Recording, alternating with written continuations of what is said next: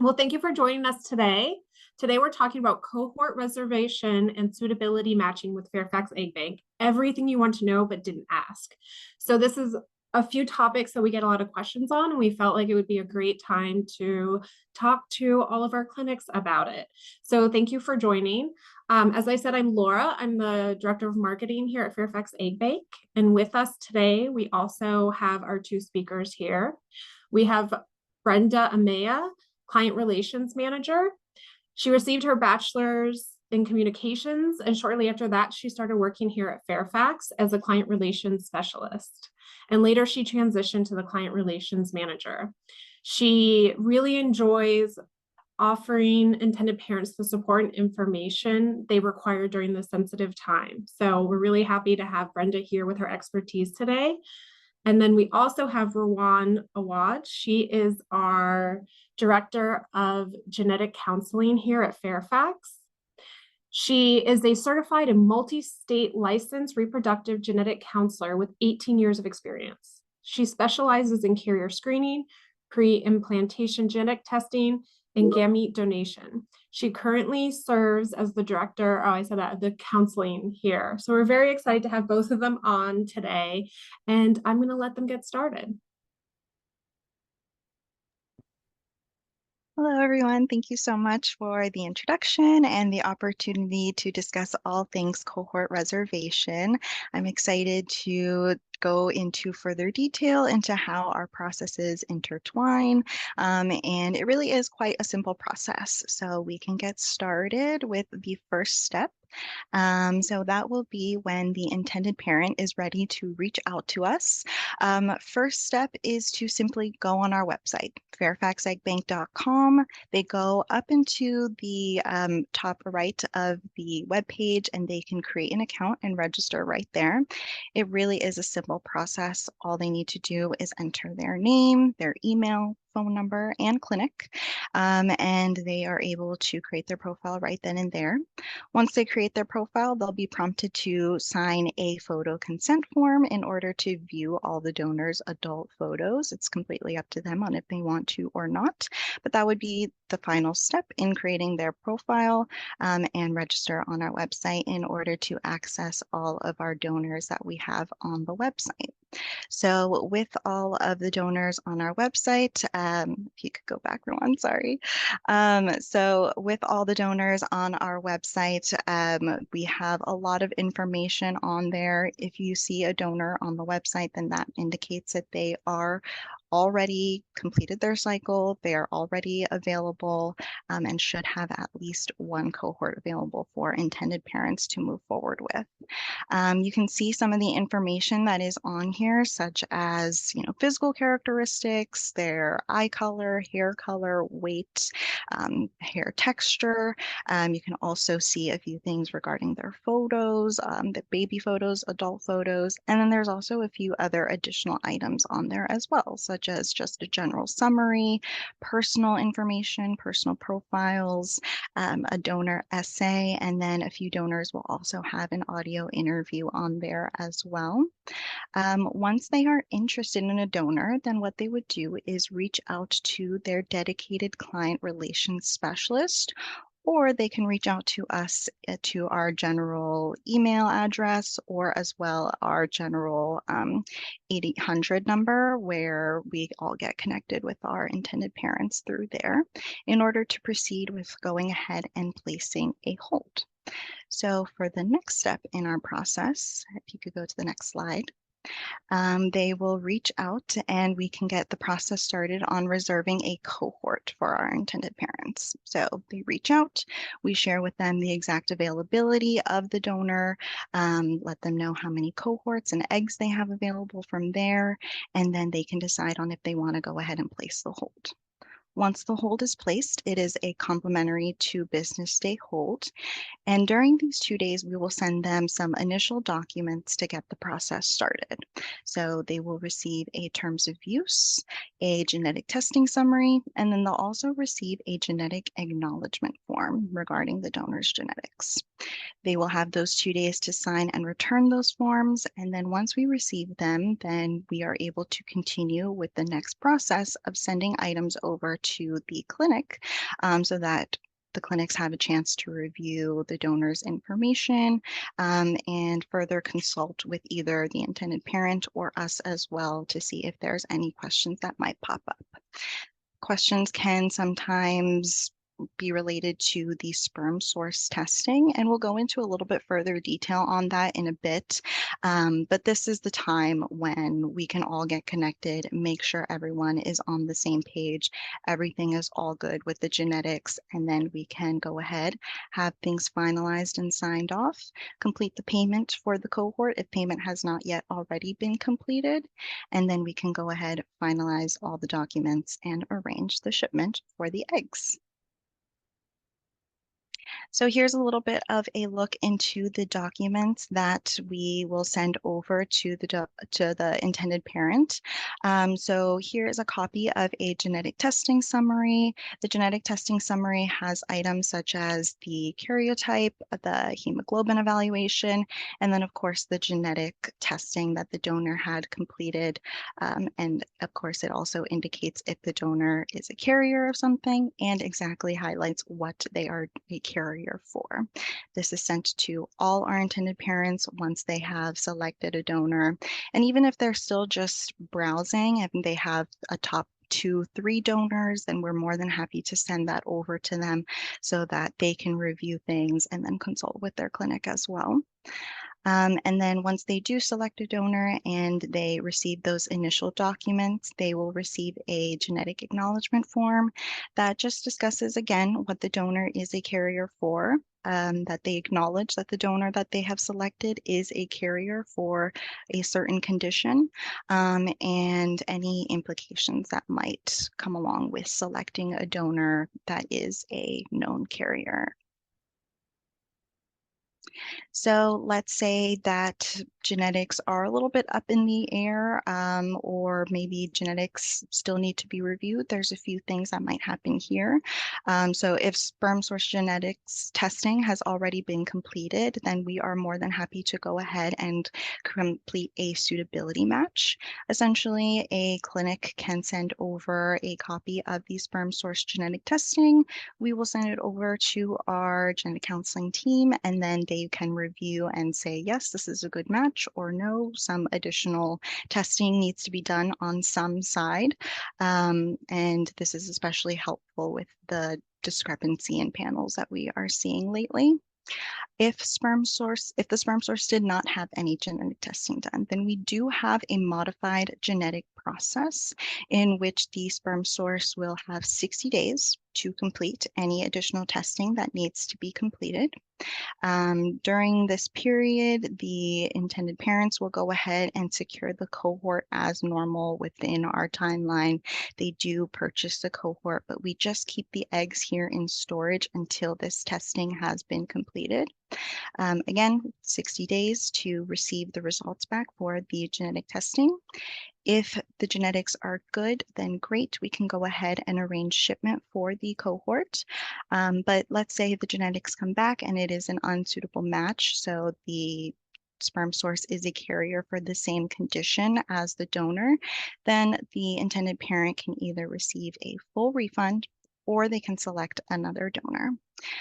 But for more information on the suitability matching, I'll send things over to Rowan so that she can go into further detail. All right, well, thank you so much, Brenda, for this overview on Cohort Reservation. My name again is Rawan. I'm a genetic counselor. I'm going to go into a little bit of depth into the suitability matching process. So, as you all know, the purpose of a donor-recipient suitability match is to provide an assessment for reproductive risk for specific genetic conditions that are commonly carried in the general population, and now with the advent of larger panels, even more rare conditions. And I have here an example of a recipient and donor. They were both tested by different size panels at different points in time. So you can tell by the different sizes of panels that there could be a discrepancy. If it's a suitable match, fantastic, we let the couple know. If it's not, there are options that we present to them. Number one is that they can consider additional testing for the relevant gamete source.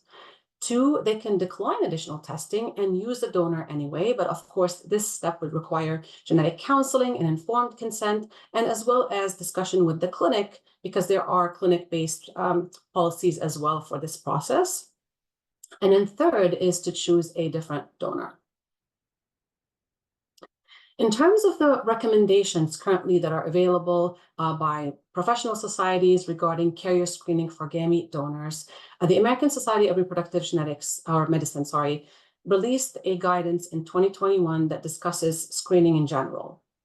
It's comprehensive about what donors should be screened for, and the section that discusses carrier screening is listing the following conditions: at minimum, cystic fibrosis, spinal muscular atrophy, hemoglobin disorders like beta and alpha thalassemia, and for oocyte donors considering Fragile X testing. But it does also say that additional expanded carrier screening may be appropriate, which kind of opened the door for the consideration of larger panels, but with no specific guidance on what exactly panels to consider. Let's compare the ASRM with other professional societies. So ACMG in 2021 dove a little bit deeper into the guidelines. They did say that pan-ethnic is more equitable for care than ethnicity-based. They also provided a tier 3 panel that's consistent of 113 genes, which includes conditions with a carrier rate that is at 1 in 200 or higher. And pan-ethnic is becoming sort of the more sort of suitable direction, just because it's capturing more carriers and it's bypassing the superficial way we look at individuals. We used to kind of ask the patients for ethnic background, we still do, and then base what kind of ethnicity-based panel to offer them based on their skin color, what they report their ethnicity is. But as we all know, here in the United States especially, we're a melting pot of ethnicities, so it's becoming more and more usable for as pan-ethnic. Last is the ACOG. In 2023, they updated their guidelines. It still honestly looks the same as just the several years past. It's the 4 conditions mentioned by ASRM. They also have an ethnicity-specific panel for individuals with Ashkenazi Jewish disorders. The hope is that this will could change or advance in the next few years with the adoption of the pan-ethnic panels. Let's talk more about what we're doing at Fairfax EggBank. So we are currently partnering with Natera. We are offering an expanded panel that has 601 genes curated, and it does encompass all those guidelines that we just mentioned, including the ACMG tier 3 genes. In terms of what is sort of accepted or preferred in the third-party reproduction field, there isn't quite a specific direction. So at some point we got curious. What do other gamete banks and IVF clinics prefer or use at this time? And to derive an answer, we did a sort of a closed roundtable discussion. We invited several experts in the field, and we discussed it in more detail. It's summarized at the bottom. I referenced the blog post that summarizes the discussion. Spoiler alert, there really isn't a specific panel that's recommended out there. But in general, what we concluded is that there's a preference towards larger panels. And that preference comes from the fact that you are allowing more opportunity for comparison between the donor results and those of the intended parents. If you are using a larger panel, then you are encompassing or accommodating different sperm sources that have been tested through different other labs. And the other idea is that it does further reduce the risk for disease, although we do know that with more and more rare diseases, capturing a carrier-carrier situation may be less likely, but in general, moving towards larger panel has been the preference. That said, there are, as you all know, challenges in the carrier screening field, and especially in our field in third-party reproduction. There is an extreme variability in panel sizes. I did a comparison of several commercial labs that had products out in the market between the years 2022 and 2024, and you can see they're extremely variable. I looked in a little bit of more detail at 2 of them, Sema4 and Invitae, which were labs that we were also using for our donors at one point in time. And I looked at the 502 for Sema4 and 558 for Invitae. And, just eyeing it, you'd say, okay, they're both 500 plus genes. So there could be about a 50 or so gene discrepancy. But when you look carefully, there's actually more than 120 gene difference between them, which tells you that there are unique genes for all these panels that may not be elsewhere at other products on the market. In addition to that discrepancy, there are other challenges, such as, labs may use alias names to refer to the same conditions, like using cystic fibrosis or CFTR-related conditions to sort of encompass milder forms of this disease. A gamete source may seem to be a non-carrier for a specific condition. We call them negative, when really their panel didn't even have that gene to begin with. For specific results and specific genes and scenarios, a carrier-carrier match may not always result in an increased reproductive risk for that disease. A common example that I encounter are two silent carriers. So alpha thalassemia, as you know, is a little bit different from other genes. We have 4 alpha globin genes as opposed to the typical 2 that you would expect with recessive conditions. And if one of them has a mutation or has a deletion, a person is considered a silent carrier. It would take the other gamete source to have two, mutations in 2 other copies or deletions for that to be an increased risk. So there's all these nuances to it that must be taken into consideration. And last but not least, there's variability in reporting practices, such that for specific variants or conditions, you might find the positive result on the first page up front and center. Sometimes it's considered by other labs as a milder condition. So it's reported, 5 pages down in the report under a special section. And for some labs, they put it in the limitation section and it's not going to be reported because we don't believe that this variant is clear in terms of association with disease. So you're really providing different risks for these patients based on the laboratory that's being used. So we all know that these challenges exist. So how can Fairfax help? So what we do is provide suitability matching for you if that is something that you desire. And I put here a sort of a summary of the main component of what that suit match would look like when we return that information back to you. It would list the sperm source name, the specific egg donor number, whether or not the match is suitable. If it's not suitable, then we list who is recommended to be tested for what gene. And then we provide a little bit more detail which would help in the counseling process. So here I listed the sperm source was screened by specific 370 gene panel through Fulgent. He's a carrier for this one condition I listed, Charcot-Marie-Tooth. The gene is SH3TC2. And then I say that the donor was not screened for this condition. I provide her carrier rate based on the information that I have and the approximate reproductive risk so that can play part in the discussion with the couple. For some conditions, the reproductive risk may be lower than 1 in 2,000, so they can use that in decision-making for themselves.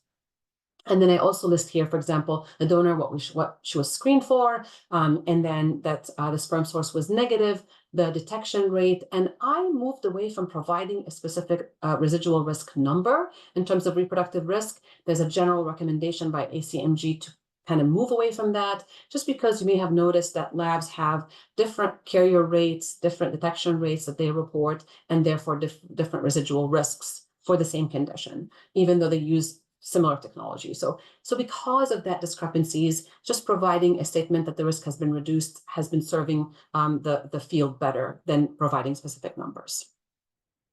This is my last slide. I just want to say one statement about the difference between suitability matching and genetic counseling.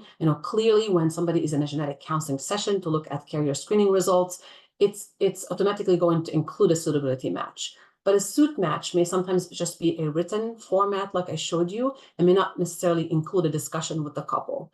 So at Fairfax EggBank, we don't provide genetic counseling sessions with recipients. We only provide the suitability matching to help them with decisions on reserving cohorts. They may still need genetic counseling through either an in-house genetic counselor or a third-party counseling service because it's not just discussion of the actual results. There could be other nuances like potential manifestation of specific carriers or other findings in the donor's history, let's say, that they would like to discuss together. However, the reason why I wanted to, emphasize the importance of a suit match is because it really does help in different ways. One, it can help the couple secure the cohorts as soon as possible. Some of them are like watching the cohorts fly off the shelf. They really want that donor, but they haven't had a consultation with a genetic counselor yet to reserve that cohort.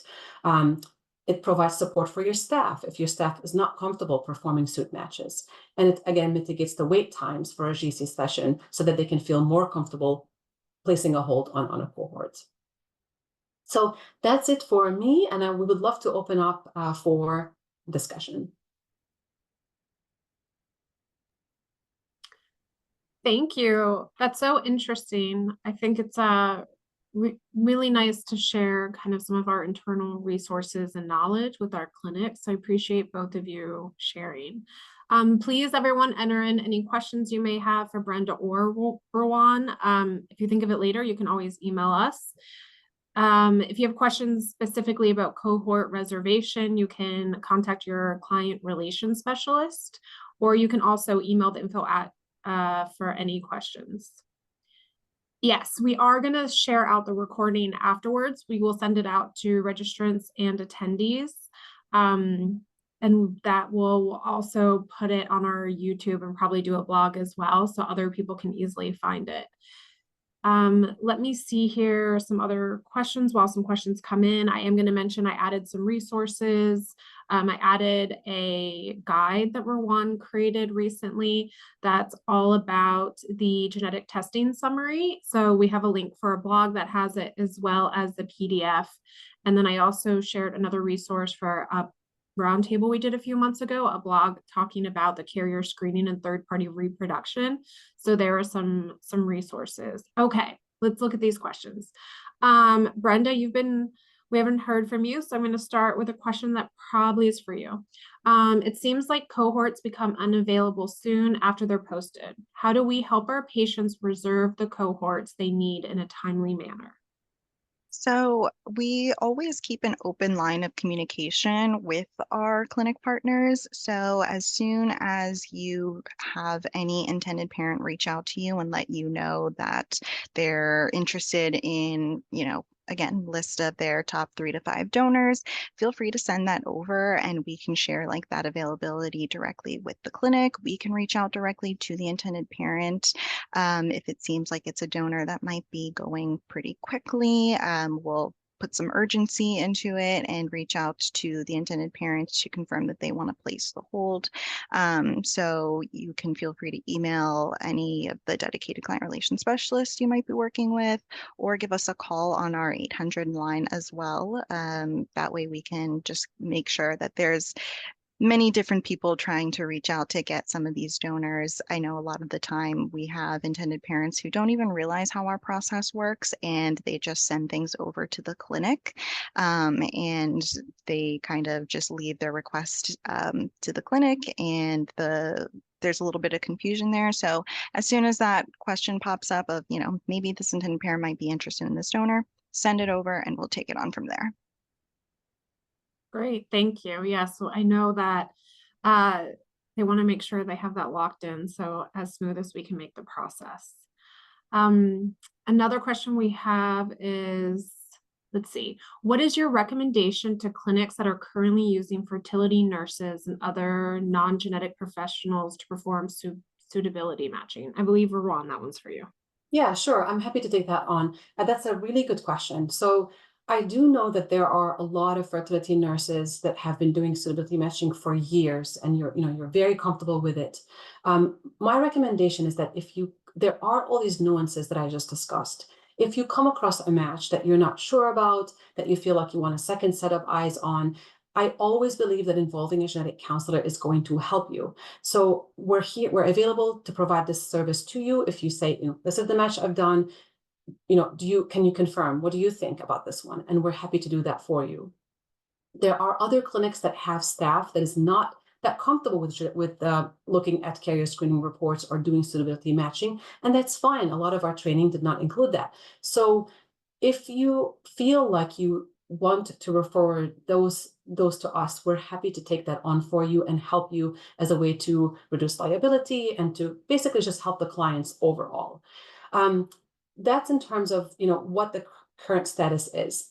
That said, again, if you have an in-house genetic counselor, if you're able to hire an in-house genetic counselor, or if you're able to work with a third-party company that's offering you services that resemble an in-house genetic counseling, I believe that that's ideal. These are individuals that look at the picture in different ways. They're not just looking at the carrier screening results, but especially in-house GCs are looking at factors like the couple's history, what they're reporting, if they're anxious or not, so they can tailor the information towards that couple's needs. And so I hope that answered the question, but I do believe that involving genetic counselors in one way or another is going to mitigate all those challenges that I described in the conversation. Great, thank you. It seems that we have another question about being able to contact about if there are matches or not. So just to confirm, if you have questions about reserving a cohort or about suitability matching, any other genetic, you can email the info at, but if you have a dedicated client relations specialist, that would be probably faster and easier to reach out to them directly, and then they'll get you to the right person, or to Rowan, or also you can email address the info at if you're unsure who your client relations specialist is. And we can find out who that is and get you in contact. So either way, we'll respond to you quickly and get you to the right person. Let me see. I think another question for you, Rowan. It says that you mentioned that we don't perform genetic counseling. What do you recommend for genetic counseling services to use for discussing the donor's family history and carrier screening results? Yes, I do want to preface by saying that the reason why we don't provide genetic counseling is because of a potential perceived conflict of interest. We are discussing the results and the history of a donor who, my company is selling cohorts for. So it's always preferred that a third party, such as an in-house genetic counselor or another company, is kind of a neutral company to discuss all that information together. So I kind of wanted to preface that. In terms of I'm sorry, the question was, can you please say it again? It's, what's the recommendation for counseling services? Yeah, recommendation for genetic counseling services to use for discussing the donor's family history and carrier screening results. Yes, this is actually a question that I get very commonly. So I do want to also say that just like physicians out there who have different scopes of practice and specializations, same thing happens with genetic counselors. We're all called genetic counselors, but we have different scopes of practice. So you might, for example, in your clinic have noticed that your carrier screening lab of preference is offering complementary genetic counseling sessions. You might be hearing from companies that are, there are third-party counseling companies that would take on some of these discussions for you. And you might have a counselor, either remotely or in person that you're referring a lot of these cases to, or even have them hired in-house. So all those different counselors have different scopes of practice. I want to talk about the first one first, because it's commonly something I hear about. I used to be a laboratory genetic counselor, so I want to say that laboratory-based genetic counselors, like ones hired by carrier screening labs, are really specialized in discussing their own laboratories, methods, limitations, and technology. So they will discuss the results of the carrier screening, but they're not as comfortable providing clinical recommendations or decisions on behalf of the clinic. So you might often, get back notes from those consultations that would say something like, PGTM may be available or additional discussion may be needed. And you as a clinician might be like, okay, that's great, but like, what do I do now? Do I offer my couple such and such? And so that's actually intentional. I don't believe that laboratory-based genetic counselors are meant to serve as a substitute for clinical-based genetic counselors. Imagine your couple they received their result, they're really anxious. That's where the lab GCs would play an important role. They can reduce that anxiety and explain the results. But that scope is limited on purpose. Compare that, for example, with an in-house genetic counselor who is able to discuss those carrier screening results, but is also able to look at all other factors of the case and incorporate those and make clinical judgments. That person would also be aware of your clinic's own policies on transfer of embryos, what matches are suitable for your clinic, what exclusions exist, etc. In between are counseling companies that used to, at some point, serve like lab-based genetic counselors. They only discuss carrier screening results and they send their recommendations over to you. But now I hear of a lot of changes. So I hesitate to say names of companies because I took a snapshot of those services at one point in time. They may have changed over time. But I hear of ones that are now hoping to incorporate themselves as in-house GCs, not physically in your clinic, by asking for medical records, by discussing the donor's history, the medical and family history, and also as well helping with decision-making on moving forward. So when you are choosing a counseling source, you have to vet these resources and look, are they going to be discussing the donor's history? Are they going to be able to look at records and incorporate the patient's interests, and then also make recommendations on whether or not, let's say in certain circumstances, PGTM would be indicated or not? So I know it's a lengthy answer, but I have often received that question almost every single talk I've been to, and I wanted to kind of provide that overview of the different services so that's helpful for you when you listen to this recording. Great, thank you. I think we have another question for Brenda here that has come in. Since cohorts do go quickly, do you recommend that IPs meet clinic requirements before starting to look at potential donors? Or semen analysis, MFM consult, site consult, etc. Yes, so I do recommend holding off or instructing intended parents to probably hold off on searching for a donor until they've completed all clinical requirements. We hate to see intended parents who really connect with the donor and they just aren't able to proceed just yet. Because they don't have things completed completely on the clinical side of things and they don't want to move forward without having that completed. And then we end up having to cancel the hold on the cohort. So it's definitely best to have everything completed. It's what I tell intended parents who reach out all the time. Of course, we do have that genetic modified process. So if they are just simply waiting on the final step of getting sperm source genetic testing completed, then we can go ahead and secure the cohort for them and just hold things here in storage. And then move on from there. If everything looks great, then we'll go ahead and get that shipment started.